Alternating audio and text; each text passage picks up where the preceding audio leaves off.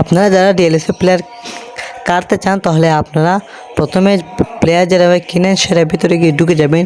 ঢুকে যাওয়ার পর প্লেয়ার তোলে দেখবেন একটা ছোটো আইকন আছে, সেটার ভিতরে ঢুকে যাবেন। ঢুকে যাওয়ার পর আপনারা আপনাদের মন মতো করে একটা প্লেয়ার চুজ করবেন।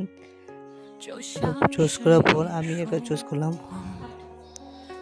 আমি একটা চুজ করে আমার প্লেয়ারটা এখন কেটে নেব। আপনারা চুজ করে আপনার প্লেয়ারটা কেটে নেবেন।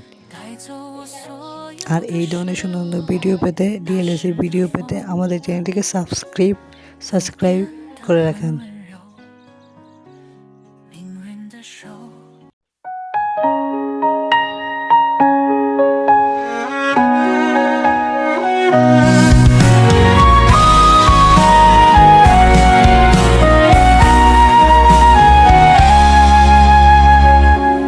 故事的开篇就像是一束光，穿过所有的阴霾，照在了我的身上。